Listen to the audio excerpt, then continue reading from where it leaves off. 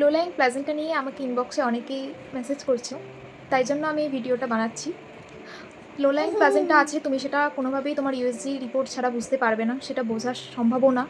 কারণ আর এর মূলত কিছু লক্ষণ থাকে, কিন্তু সবার ক্ষেত্রে সমস্ত লক্ষণ দেখা যায় না। লো লাইনের প্রধান লক্ষণ হচ্ছে ব্লিডিং। তোমার ব্লিডিং হলে সেটার ক্ষেত্রে ধরা হয় যে লো লাইং আছে। সমস্ত মেডিকেলের ভাষা তো আমি বুঝি না, তাই সমস্তটা বলতে পারবো না, কিন্তু আমার ক্ষেত্রে কোনো রকম লক্ষণ দেখা যায়নি। অ্যানোমালি স্ক্যান করার পর আমি বুঝতে পারি যে আমার লো লাইং প্লাজেন্টা আছে। আমার অ্যান্টেরিয়ার ছিল তার আগে। আর এটা বেশিরভাগ সেকেন্ড টার্মিস্টার এবং থার্ড টার্মিস্টারেই হয়ে থাকে। আর ডাক্তার ভেদে সবার আলাদা আলাদা রেকমেন্ডেশন দেয় ডাক্তাররা। আমার ডক্টর আমাকে বলেছিল পুরোপুরি বেড রেস্টে থাকতে, কোনো রকম জার্নি না করতে, কোনো রকম কাজকর্ম না করতে। সেটা যে কোনো রকম জার্নি হোক, 4 হুইলার হোক বা 2 হুইলার, কোনো কিছুতেই জার্নি করতে বারণ করেছিল এবং যতটা সম্ভব শুয়ে থাকা যায় সেটাই বলেছিল। এবং আমার নিজে থেকেই আবার ঠিক হয়ে গেছিলো, তাই কোনো সমস্যা আমার হয়নি।